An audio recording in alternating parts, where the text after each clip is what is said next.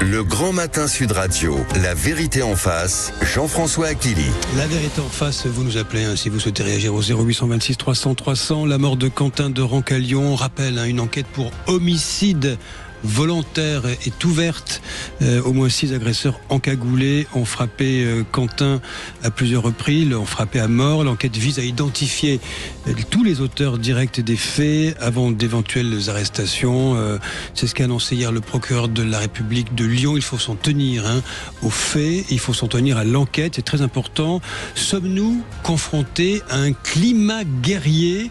C'est du moins ce que dénonce un syndicat, la CFDT, à qui la faute. Je reprends cette expression, le climat guerrier. Pour en parler avec nous, bonjour Hanan Mansouri. Bonjour. Vous êtes député UDR de l'Isère, secrétaire général de l'Union des droites pour la République. Et bonjour et bienvenue également à vous, Aïda Hadizadeh, députée socialiste du Val d'Oise.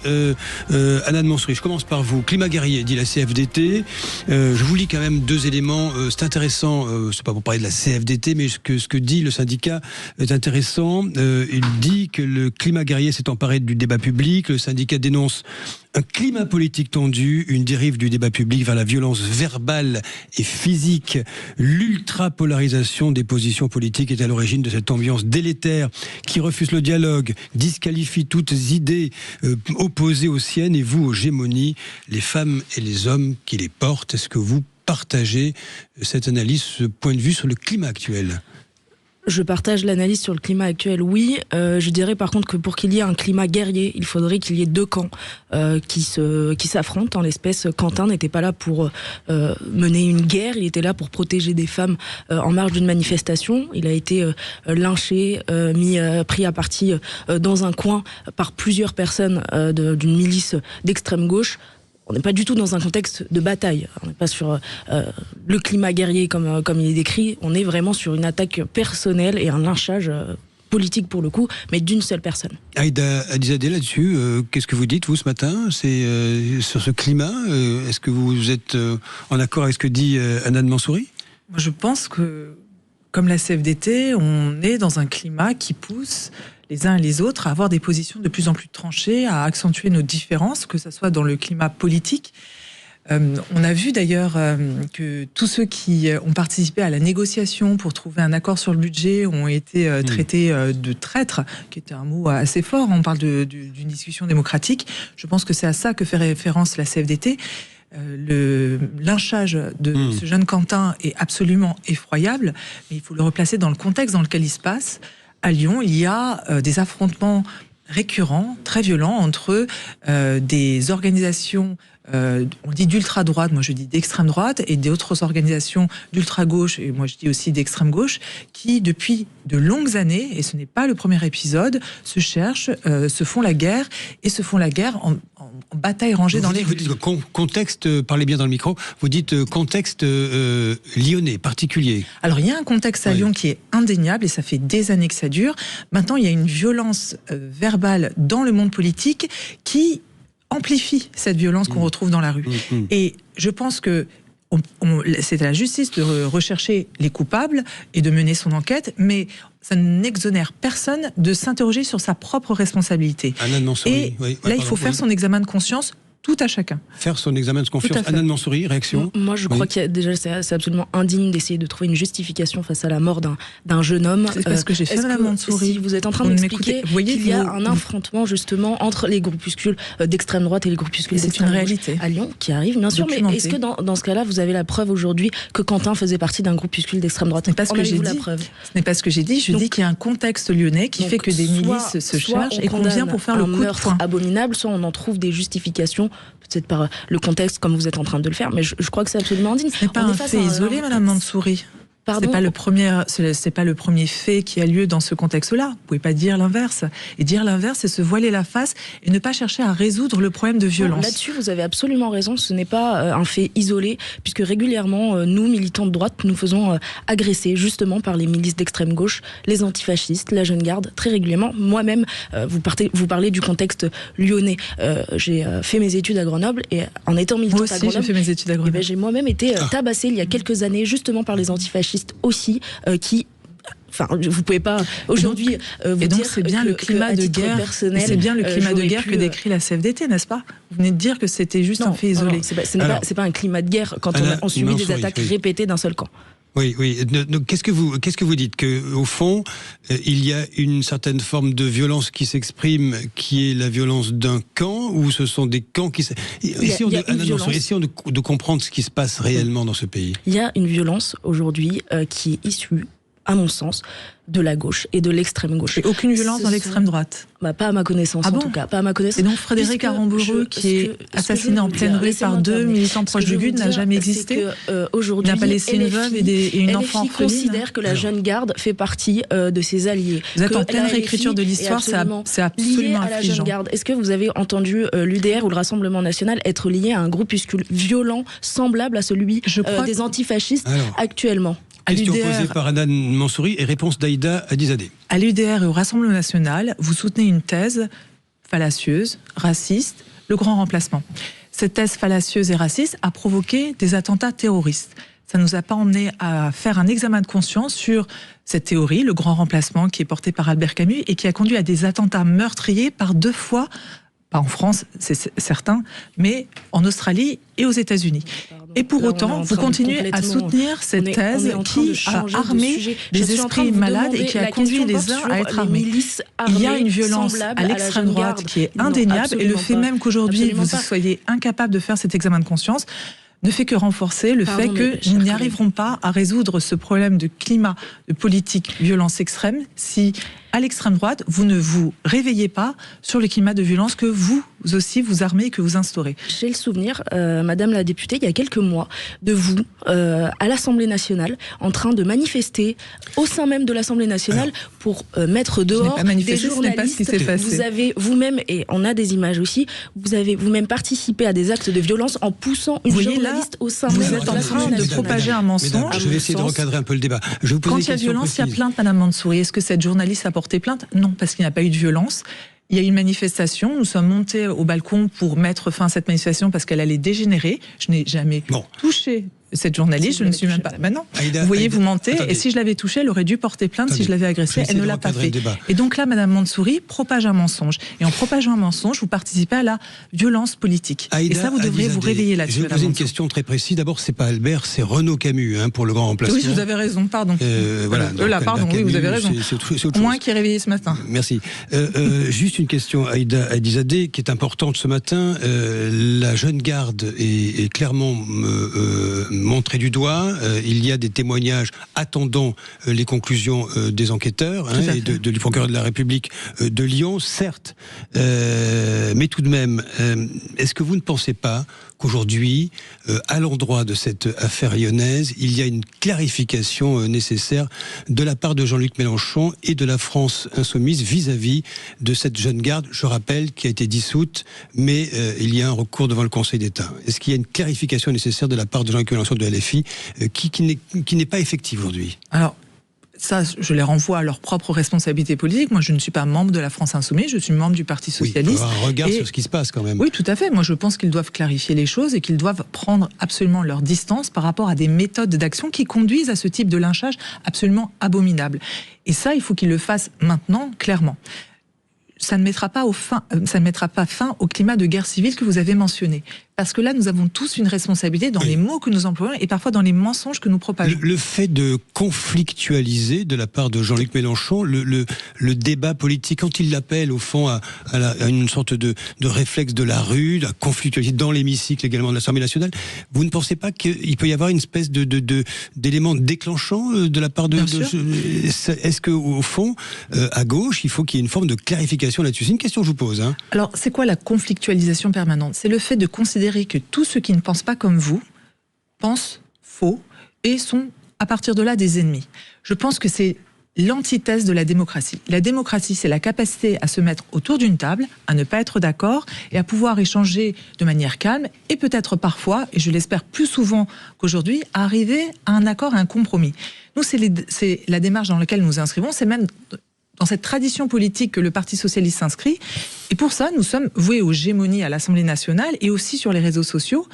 Et nous sommes accusés par les uns et les autres, à l'extrême gauche et à l'extrême droite, d'être des traîtres. Et ces mots ne sont pas banals. Je veux dire, quand on emploie ce niveau de langage pour qualifier des personnes avec qui on n'est pas d'accord, il y a véritablement un problème. Et c'est ce que pointe la CFDT dans le communiqué que vous avez rappelé ce matin. Hanan Mansouri, sur la clarification sans doute nécessaire de la part de LFI vis-à-vis de cette jeune garde, que dites-vous ? Elle serait bien sûr souhaitable, mais à mon sens, je crois que la jeune garde sert absolument les intérêts de la France insoumise. Ils ont tout intérêt à avoir des milices violentes auprès d'eux. Et j'aurais d'ailleurs une question pour vous, chère madame. Si LFI, justement, ne prenait pas cette position de complètement s'éloigner de la jeune garde, continuerez-vous à faire partie d'une alliance avec la France insoumise ? Ah, vous me remplacez ce matin. Non, mais c'est une interpellation qui est très importante. C'est important, et nous avons pris notre distance avec la France insoumise depuis le début de la législature. Par contre, vous n'avez pas pris vos distances, Madame Mansouri, personnellement avec Éric Ciotti qui soutient la thèse du remplacement. Vous siégez à ses côtés, vous êtes même assise à côté de lui, et vous êtes les alliés de l'extrême droite qui arment aussi politiquement des milices qui sont dangereuses et qui font le coup de poing dans les rues avec les milices d'extrême gauche. Mais c'est absolument faux. Est-ce que vous avez déjà vu un groupuscule d'extrême raciste et dangereux ? Excusez-moi, on est en train de parler d'un meurtre, de violence physique. Vous êtes en train de parler d'une théorie qui n'a absolument rien à voir. C'est une théorie raciste et dangereuse, on est d'accord. Le Rassemblement National et l'UDR, est-ce que vous nous avez vu une seule fois aux côtés de groupuscules violents, en train d'agresser des militants, Monsieur Bocaletti, par exemple, est un député RN. Vous êtes les alliés du RN. Monsieur Bocaletti a été condamné pour violence en réunion. Et pourtant, vous êtes les alliés de ce groupe politique.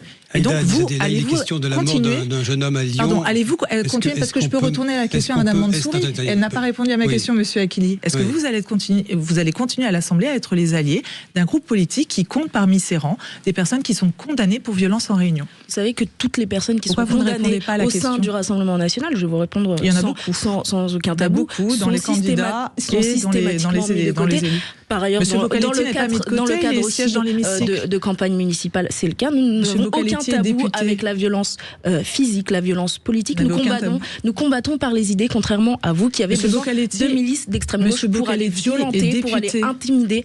Et ça me fait bien rire de vous entendre tout à l'heure essayer de pleurnicher sur le fait que les camps vous traitent de traîtres, justement, le Parti Socialiste. Je ne pleurniche pas, je constate, quand systématiquement, il est impossible pour nous, dans notre camp, de pouvoir faire une prise de parole sans être traité de fasciste, de raciste, sans se faire insulter, sans se faire injurier. Vous êtes bien le camp de la violence verbale et vous refusez le débat démocratique. Et vous savez très bien. Vous siégez à côté de personnes qui sont condamnées, vous les soutenez, et dans ce cas, vous soutenez aussi une forme de violence en politique. Vous avez fait alliance avec Raphaël Arnaud, qui est triple fichier S et qui est membre de la jeune garde. Non, grillons pas de leçon à recevoir. Il est également condamné comme M. Bocaletti. Nous avons pris nos distances avec LFI. Prendrez-vous vos distances avec le RN, Mme Mansouri ? 9h45, on va marquer une pause, c'est comme ça, c'est la règle. On reviendra là-dessus, sur justement le cas de ce député Raphaël Arnaud d'Avignon, ancien cofondateur de la Jeune Garde, également sur ce qui va se produire dans les semaines qui viennent. Il y a des municipales qui arrivent, il y a des accords éventuels qui peuvent se produire au deuxième tour. Est-ce que le Parti Socialiste va accepter certains accords locaux avec LFI, comme ça a été dit, par Pierre Jouvet, ici même sur cette antenne, oui ou non? Et quid justement du climat politique en général, parce qu'il y a quand même une présidentielle en 2027. Mesdames, nous marquons une pause. On se retrouve dans un instant pour la suite de La Vérité en face. Le Grand Matin Sud Radio, La Vérité en face. Jean-François Akili. Allez, avec nos invités, Hanan Mansouri, député UDR de l'Isère, secrétaire général de l'Union des droites pour la République, et Aïda Hadizadeh, députée socialiste du Val d'Oise. Avec vous, Aïda Hadizadeh, la question est posée de la présence de Raphaël Arnaud, le cofondateur de la Jeune Garde, député LFI d'Avignon, largement soutenu par Jean-Luc Mélenchon. Est-ce qu'elle vous pose problème aujourd'hui, cette présence, sachant aussi que le nom de son attaché parlementaire, Jacques-Élie Favreau, est cité à tort ou à raison dans cette enquête autour de la mort de Quentin Derenque à Lyon. Est-ce que cette présence-là de Raphaël Arnaud vous dérange, vous, à gauche ? Raphaël Arnaud a cofondé la Jeune Garde qui a été dissous. Je crois qu'aujourd'hui, il n'a plus d'action avec la Jeune Garde. C'est à l'enquête de déterminer d'ailleurs le rôle de la Jeune Garde et de ses méthodes, de ses camps d'entraînement visiblement qu'ils organisent pour aller faire le coup de poing dans les rues avec d'autres milices qu'ils considèrent fascistes d'extrême droite. La présence de Raphaël Arnaud à l'Assemblée et celle d'un député qui aujourd'hui ne porte pas dans ses discours et dans ses actes d'éléments de violence et d'incitation à la violence dans les rues. Une enquête doit déterminer quel est son rôle exact. Je parle de la jeune garde dans ces événements. Oui. On attendra pour la suite. C'est à LFI de s'exprimer là-dessus. Anne Mansouri. Pour autant, vous n'avez pas découvert aujourd'hui les méthodes de la jeune garde. Quand Raphaël Arnaud s'est présenté en tant que candidat à Avignon, il était déjà cofondateur de la jeune garde. Il était déjà membre de ce groupuscule qui a pour habitude justement d'opérer des méthodes violentes. Et vous avez quand même accepté de faire alliance avec eux. Pour quelles raisons est-ce que vous ne vous êtes pas opposé donc à la candidature de Raphaël Arnaud si les méthodes de la jeune garde sont violentes? Vous avez l'air d'être très ferme sur la condamnation de la violence. Je m'étonne juste que cette condamnation de la violence soit aveugle à la violence d'extrême droite. Moi, je condamne. Je trouve ça assez choquant. Tout de même à ce qu'elle dit là, c'est intéressant quand même parce que ça concerne. Moi, je ne répondrai que si Mme Mansouri répond sur la présence de M. Bocaletti. Oui, mais pourquoi vous ne l'interrogez pas là-dessus? Parce que des députés condamnés pour violence. Donc on n'en finit pas. Oui, mais des députés condamnés pour violence, M. Akili. Il y en a d'autres. Monsieur Raphaël Arnaud a été condamné pas pour des violences en réunion comme Monsieur Bocaletti. Violence en réunion avec armes. On ne parle pas de n'importe quoi. Pourquoi vous n'êtes pas indigné par cela? Et pourquoi vous, Monsieur Akili, vous ne rappelez pas cela? Vous essayez de noyer le poisson parce que, en fait, c'est pas noyer le poisson que de rappeler le passé Arnaud, de députés. La création de la jeune garde a mené, il y a quelques jours, à un drame abominable qui est la mort de Quentin. Vous êtes les soutiens du RN. De me demander pourquoi est-ce que je fais alliance avec le Rassemblement National. Mais le Rassemblement National n'a tué personne, chère madame. Le Rassemblement National, non, n'a tué personne. Les théories portées par le Rassemblement National ont tué beaucoup de gens, vous savez. Vous savez très bien que la gauche organise aussi des manifestations lorsque nous faisons des meetings. Jamais le Rassemblement National ou l'UDR n'a mené un combat physique ou n'a soutenu un combat physique envers des militants de gauche. Jamais. Parce que le GUD n'est pas proche du Rassemblement National. Il n'y a pas un lien entre le GUD et le Rassemblement National. Vous êtes très gêné de condamner la violence du côté de Raphaël Arnaud. Moi, je ne suis pas gêné pour condamner la violence. Le Parti Socialiste est pacifiste et antifasciste depuis très longtemps. Vous m'avez interpellé, je vais vous répondre à mon tour.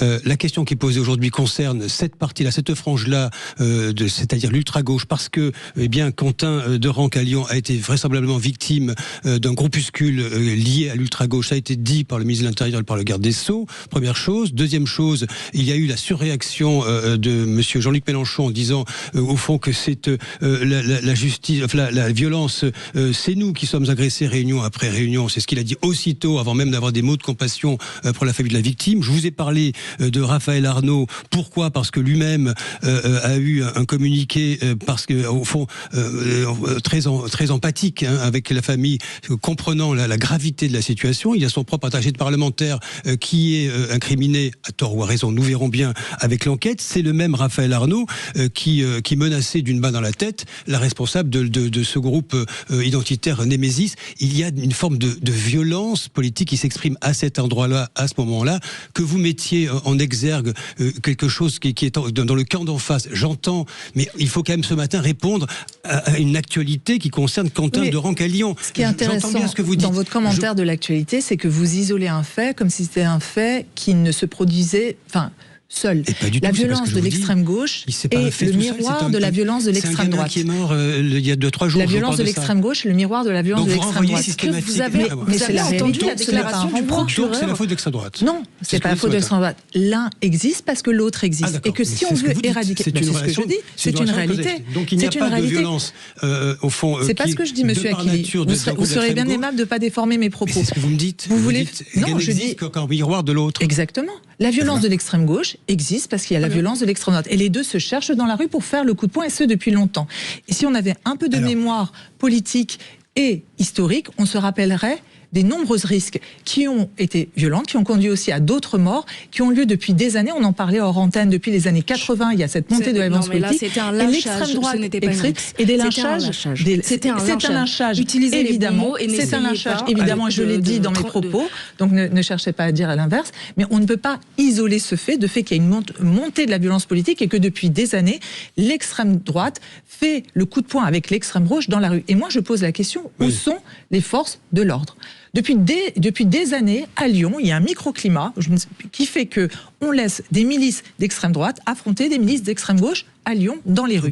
Et ça, c'est pas normal. Il faudrait qu'il y ait plus d'intervention des forces de l'ordre. Dimanche à Paris, évidemment, dimanche à Paris, suite à la mort, au lynchage de Quentin, il y a eu 50 néo-nazis qui ont défilé en faisant des saluts nazis dans les rues de Ménilmontant. Voilà, on en est là dans ce pays. Et on ne peut pas dire, aujourd'hui c'est l'extrême gauche et on fait abstraction de tout le reste. Il faut prendre le climat politique en son entier. Et vous avez commencé votre interview, monsieur Akili, en citant les mots de la CFDT que je reprends à mon compte. On est dans un climat de guerre civile. Et contrairement à ce que dit Madame Mansouri, et peut-être à ce que certains pensent, il y a bien deux camps qui s'affrontent. Et si on veut mettre fin à l'affrontement entre ces deux camps, nous avons tous, moi et vous, Madame Mansouri, une responsabilité dont on ne peut pas s'exonérer aujourd'hui quand on fait de la politique. Vous deux, vous avez d'ailleurs toutes les deux condamné, c'est de façon très claire ce qui s'est produit à Lyon, il faut le souligner. Merci. Je voudrais vous poser une question tout de même, Aïda Aïdizadeh, parce qu'elle a été posée avant la pause, il ne faudrait pas qu'on l'oublie avant que cet entretien s'achève. C'est Raphaël Glucksmann qui a jugé impensable une alliance avec LFI en raison de cette division politique exacerbée par ce qui s'est produit à Lyon désormais.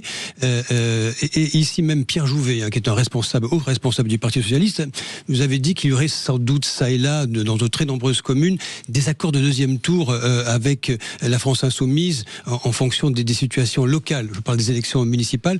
Est-ce que vous pensez qu'aujourd'hui, ces accords possibles locaux sont remis en cause par ce qui s'est produit à Lyon? C'est une question. On doit avoir, vous savez que le Parti Socialiste est un parti très démocratique. On n'a pas encore eu les discussions au sein de notre parti. Elles vont se poser de manière très âpre parce que la question est réelle. Est-ce que si on veut mettre fin à ce cycle de violence, il ne va pas falloir commencer par clarifier certaines positions et par rejeter certaines pratiques et une certaine forme de brutalisation des débats? Moi, je suis très attachée au fait qu'on puisse à chaque moment, dans chacune de nos interventions, avoir un cadre de débat et de langage qui ne soit pas violent, qui ne soit pas brutal. Et il y aura un moment de clarification qui sera nécessairement posé au sein du Parti Socialiste. Anan Mansouri, vous pensez que chacun doit balayer devant sa propre porte ? Bien sûr, et je crois que ma famille politique le fait très bien sur des cas qui n'ont absolument rien à voir avec l'agressivité qu'on a pu voir dans le cadre du meurtre de Quentin. En revanche, pardonnez-moi, mais le Parti Socialiste a aussi toute sa part de responsabilité. Si vous balayez devant votre porte, vous commenceriez par dénoncer la théorie du grand remplacement qui a provoqué 2 attentats terroristes. Un jeune homme mort et vous me parlez d'une théorie qui n'a absolument rien à voir avec le cadre du décès de ce jeune homme. D'ailleurs, c'est très étonnant. Mais je crois que c'est pas la théorie du grand remplacement qui a tué Quentin. C'est ça qui a tué Quentin. Elle a tué d'autres personnes, Madame Mansouri. D'extrême gauche que vous soutenez en ayant Raphaël Arnaud a tué d'autres personnes depuis des années. Et des vous innocents. savez très bien que ces méthodes existent. Elle continuera de la part à tuer de l'extrême gauche. Et depuis tout à l'heure, vous n'avez pas condamné une seule fois fermement la violence de l'extrême gauche. Ça, c'est intolérable. Vous êtes en train de propager un mensonge sur cette rue. Vous essayez de trouver des justifications. Vous venez à nouveau de propager un mensonge. Madame Mansouri, vous devriez avoir honte de vos propos. Vous devriez avoir honte de ne pas d'essayer de trouver des justifications. Vous êtes en train de mentir en direct à l'antenne. C'est honteux ce que vous faites, Madame Mansouri. J'ai condamné du début à la fin et vous êtes en train de dire que je l'ai pas fait. Vous êtes adepte du mensonge et le mensonge est une violence en politique. Ressaisissez-vous, Madame Mansouri. Et cet échange final bien sûr. Et vous l'employez très bien. Le lynchage à 6 personnes sur un jeune homme. J'ai employé le mot lynchage. Ça, par contre, c'est la faute du contexte et de la théorie du grand remplacement. Bravo. En revanche, je n'aurais pas réussi à vous réconcilier ce matin, mesdames. Il faudrait que Madame Mansouri arrête de mentir. Ça sera plus simple. Et cet échange final, marque un petit peu la tension du débat politique. On ne peut pas débattre quand il y a un mensonge en face. Ça, c'est pas possible. Oui, bon, je vous laisse donc. Merci, mesdames. Anan Mansouri, je rappelle, députée UDR de l'Isère, et Aïda Aïdizadeh, députée socialiste du Val d'Oise. Je vous laisse sur cet échange final. Attendons les conclusions du procureur de la République de Lyon, de l'enquête qui est en cours. Apparemment, des identifications auraient avancé de ce que nous en savons. Nous verrons bien qui est responsable de ce lynchage à mort de Quentin de Ranque à Lyon. Merci mesdames d'être venues débattre. Merci. C'est bien, vous avez du franc-parler, c'est bien de débattre, ça fait du bien à entendre aussi. Et bonjour à vous Jean-Marie Bordry. Bonjour Jean-François. Je suppose que dans Mettez-vous d'accord, On va essayer de se mettre d'accord. Nous aussi, ce sera Fallait venir avant. Vous auriez dû venir avant. On va reparler de la France Insoumise. Évidemment, la France Insoumise qui dénonce une récupération politique de ce meurtre. On va aussi parler de la France Insoumise qui risque de devenir infréquentable aux yeux de beaucoup d'électeurs aussi de gauche parfois. Plus de meetings à l'université si jamais il y a des risques de troubles à l'ordre public. Est-ce que les universités étaient trop politisées? Et avant ça, je vous propose qu'on aille faire un tour dans le sud-ouest puisque les inondations sont quand même gravissimes. Direction dans quelques minutes Couture sur Garonne où la décrue a commencé. Malgré tout, le village reste coupé du monde. Et bonne émission avec Gilles Gansman également.